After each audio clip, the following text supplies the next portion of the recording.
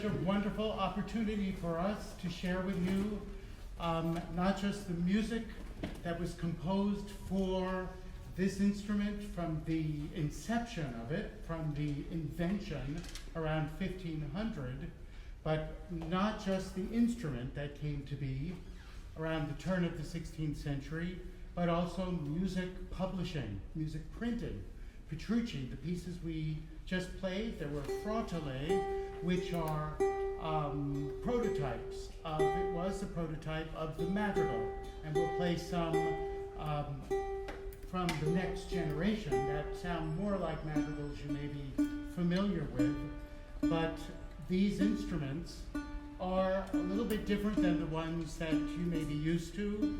The ones that we generally play. We'll tell you a little bit more about the construction of this instrument versus the Baroque gamba.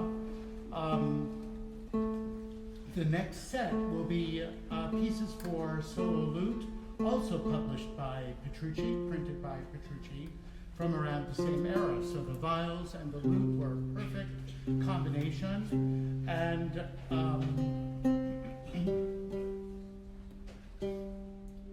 yes, so we'll continue with that. Just say a few words about the titles of the pieces in the lute set. The first piece is called a tasta de corde, which means to test the strings. Corde in Italian, string. It's a short piece to check to see if the lute's gut strings are in tune. And this is followed by a ricercare, a preludial improvisation-like piece that searches. Ricercare means to seek, seek for the mode or the key of the piece that follows it. Interestingly, we get the English word research from ricercare, to seek out, to find. Right? And here it finds a calata, a folk-like dance, this one in the Spanish style.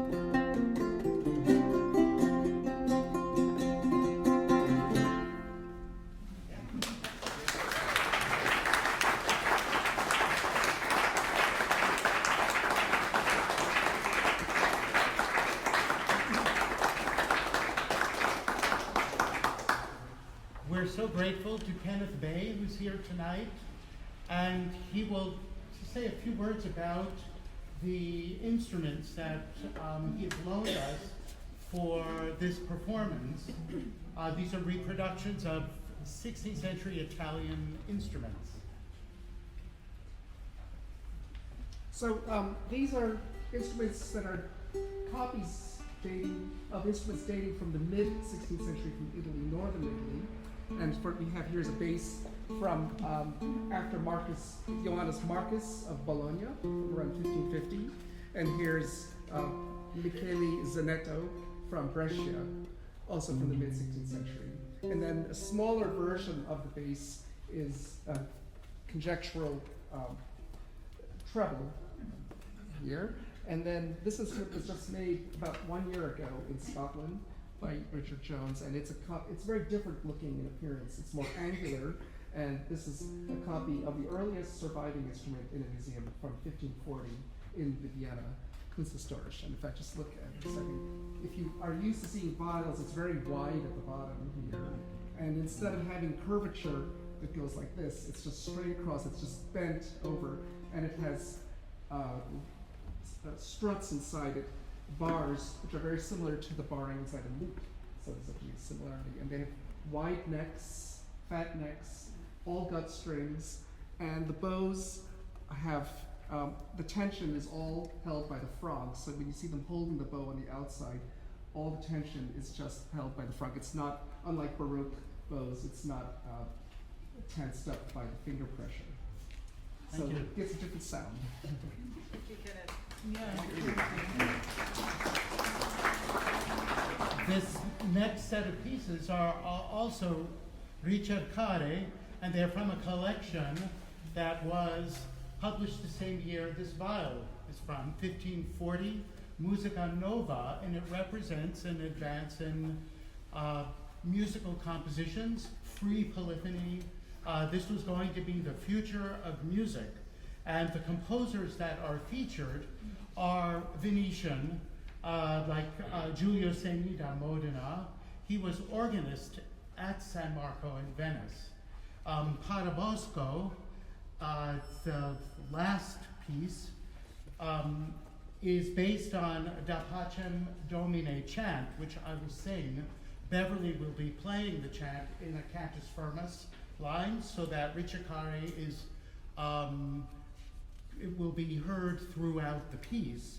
And this particular piece is believed to have been composed to commemorate peace and resuming trade with the Ottoman Empire.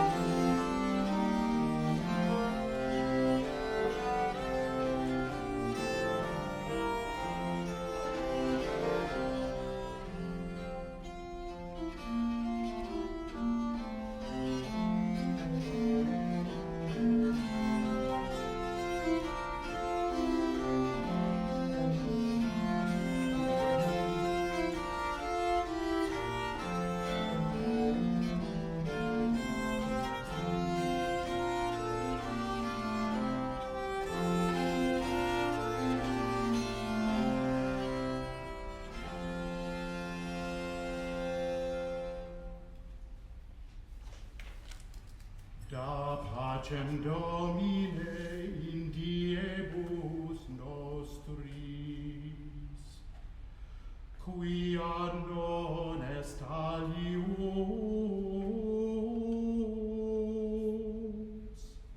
qui puniet pro nobis, nisi tu Deus noster.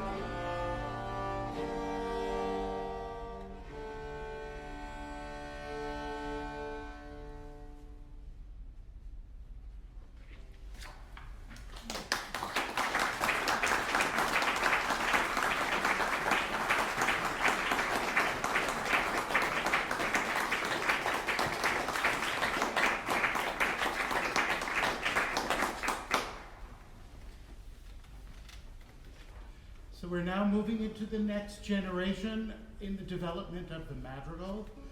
Philip Verdelot, he's a Franco-Flemish composer, but he pretty much establishes the style that will become the Italian madrigal. This first piece, they were probably composed earlier than their publications. This one is in his third book of madrigals, but it's included in a gift of madrigals and motets from the city of Florence, where Verdelot was a beloved composer, to Henry VIII and his court as a gift. It includes this piece, the next one, and the very last piece that we will end the concert with, Italia Mia.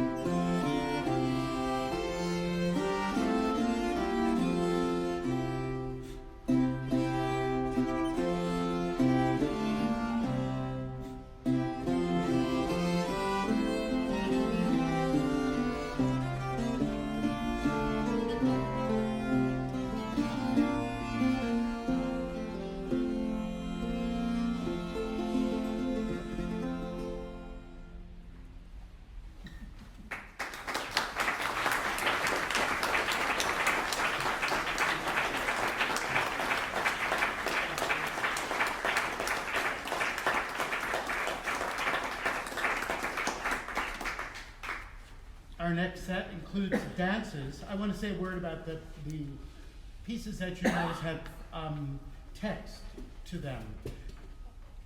Instrumental music was pretty rare at this time, mostly in manuscripts. It's musica nova that actually preserves instrumental music, the ricicare that we just played. Although the vocal repertoire, when it was published, was often indicated on the title page that instruments were perfectly suited to play this music, either by themselves or with any combination of voices. And mostly you'll notice it's a four-part texture that comes to be in the 16th century, that SATB texture we know from vocal music and classic madrigal repertoire. This next set of pieces are dances, and we're very fortunate to have them. They were not published, they only survive in manuscript. And we are going to take, we've got the Pavana, which is a stately processional dance, followed by a galliard, La Traditora. They have these cryptic titles. And we're ending the set with a galliard, a high-stepping triple meter dance, along with Vincenzo Rufo's polyphonic setting of it in what he calls a capriccio, that has the tune in the soprano voice, that will be me, and the basso that Lisa will play.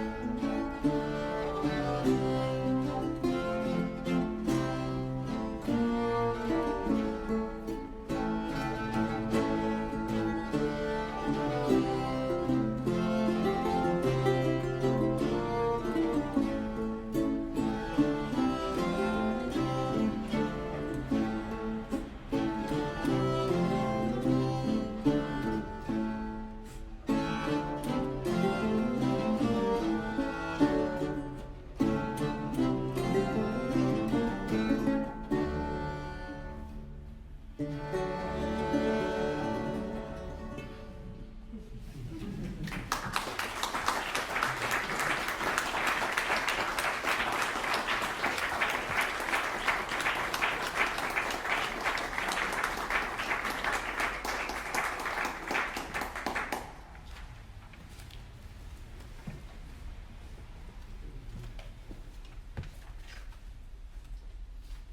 going to do a little tuning of the gut strings before I play the next set by Francesco Canova da Milano, also known as Il Divino in his time.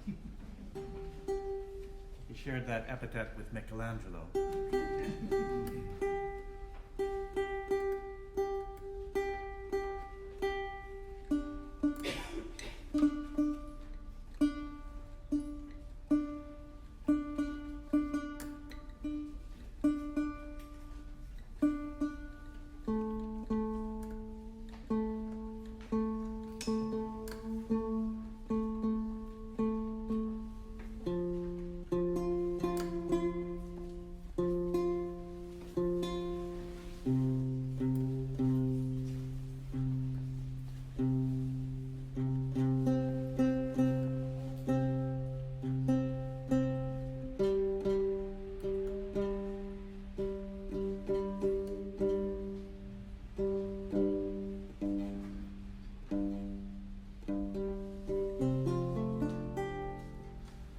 Va bene, tutto sistemato.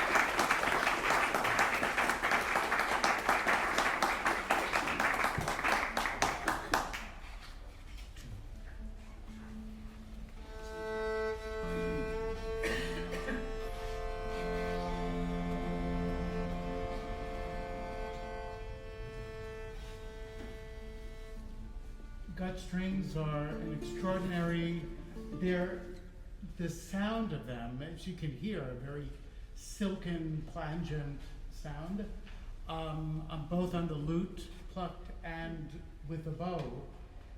They're also extraordinary to play on, but unfortunately they're so sensitive to any changes in humidity or temperature. So you imagine, what is the old joke? The Renaissance would have been 20 years shorter. Think tuning viols and lutes. Oh, this next set, the great Josquin Desprez, I'm sure he was also the Divino Josquin. This is a popular tune that was set by a number of composers, most notably by Josquin. Comes from a manuscript, a set of part books, actually, in Florence. And this tune about a bumbling, cartoonish character, Scaramella, going off to war with his lance and buckler, and this crazy refrain, La zombero borom betto. And then we have a setting by Compere, who also worked in many Italian cities and had Italian patrons. This is also published by Petrucci, like the very first pieces on the program, his first collection of frottole from 1505.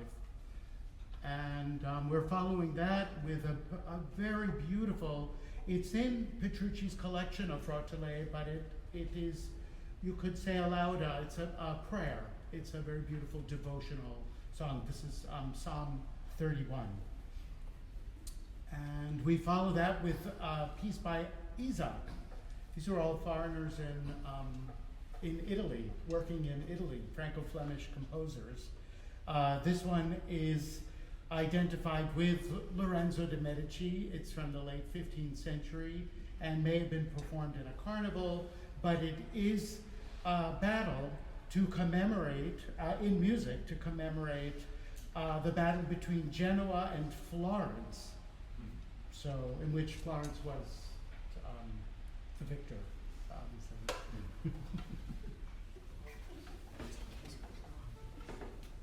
Oh, yes, thank you.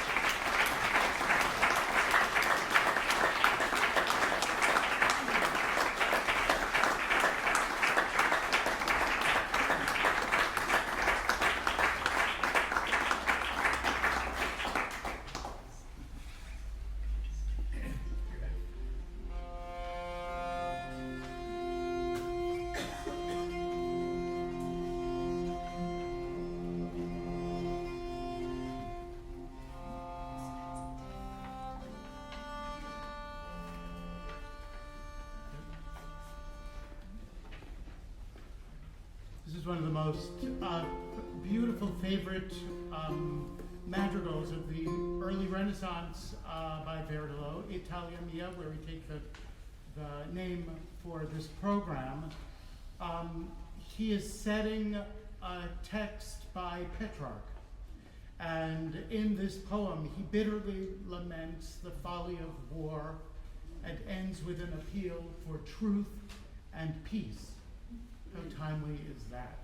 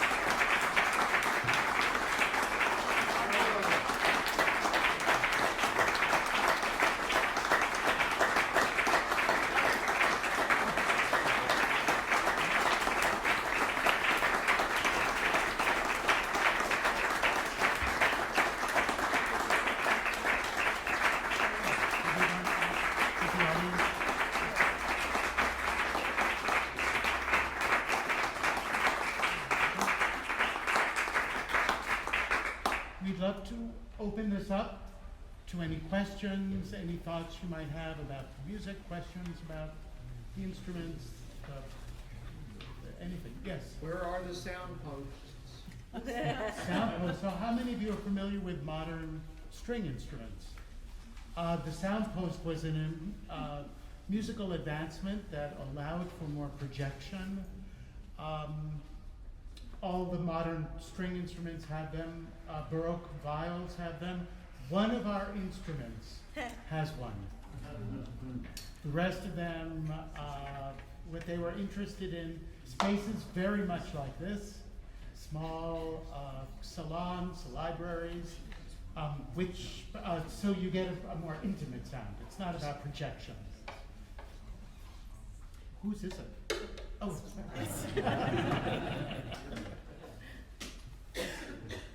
yes. Just, I was wondering if this was some sort of a foot pedal that Lisa can navigate with her foot.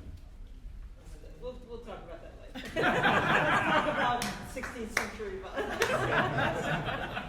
Can I just say one more thing about the sound post? What a sound post is in later instruments is a little piece of dowel, essentially, that goes from the top to the bottom inside the instrument, just behind, this is a bridge, just behind the bridge. And interestingly enough, in English we call it a sound post. In French it's called l'âme, the soul. So what it does is it coordinates the vibration between the front and the back of the instrument, so you get a lot more power out of it. I'm guessing you did not start playing this kind of instrument, though I could be wrong. So what was the transition like going from a more modern string instrument to, I mean, this has 6 strings, you know, it's a different instrument. What was that process like? Any learning process, you had an advantage by already being a string player. Most of us were string players already, in that we used a bow to make a sound. And that gave us a huge advantage. We just had to learn how not to hit all the strings. And, Yes. I'm assuming in this period that pitch was completely non-standardized. Do you agree upon that the song? Do you use like 415 or? We are using 440, which is what we associate with modern contemporary pitch. And it seemed to hover around there. It fluctuated anywhere from in the 300s to high 400s. It really would depend on tuning forks. Not sure how far back they go. Church organs Church organs, would be the Wind instruments. standard pitch of the town. yeah, And wind instruments. wind instruments. Excellent. Right, but they were tuned. Remember, a wind instrument maker would use the church organ as for That's a true. reference pitch. Yeah. So that pretty much, but then they fluctuate too. Rick, does organ pipes can fluctuate too in there. Yes, they certainly So, can. yeah, depending on temperature. That's why if you visit your local church, your local pipe organ in your local church in the summertime, it's likely going to be kind of out of tune. some of the stops in particular. Yes. Was music like this and instruments like this being played throughout Europe at this time? Yes, so it begins, it's believed that Isabella d'Este, who was a great patron of the arts, she was a great, I guess by modern standards, she was an influencer. What she did, everybody wanted to do. And a close friend and rival of hers was Lucrezia Borgia. And they kept upping the ante with who can come up with more interesting styles of costume, clothing, instruments. It was around that time and around her circle that the viol came to be from a guitar, a Spanish guitar, to, as Roz mentioned, placing a bridge. It's all about experimentation. So, and of course, Isabella d'Este has her portraits painted by Leonardo da Vinci, a great inventor. So around 1500, this is what we have, all people experimenting and inventing and traveling to different continents. And I mean, there's so much going on. So they thought, well, if you raise the strings with a bridge and curve it, then use a bow, you get this very instrument. This is it. So, and it just caught on like wildfire. There's an Italian musician who traveled to England when England wanted to upgrade the music, their fashions. They looked to Italy and to France. And so we have probably the first viol player in England lived in the household of Sir Thomas More. And you can see in a family portrait, what might be the very first bowed string instrument hanging on the wall. Can I just mention a footnote? Yes. If you go to the Metropolitan, the large reclining female nude by Titian has a literal tenor on the right-hand side of that painting. This. Yes. Yeah. You had a question? Yeah, thank you for illuminating the connection between Isabella and Lucrezia. You mentioned that the Verdelho anthology was presented to Henry VIII, who was himself an amateur musician. That's was right. any of it written with his performance by him or members of his court in mind, or was it simply We have no idea. It seems that Franco-Flemish music and French music was the fashion at his court. In fact, in the Henry VIII palace, everyone wanted to have their own souvenir book of songs of popular music at their court, in their circle. And the very first piece in his manuscript that was collected for him is a piece by Isaac. It's a Benedictus. But we know that the city of Florence presented this to him as a gift. The Verdelho, including Italia Mia.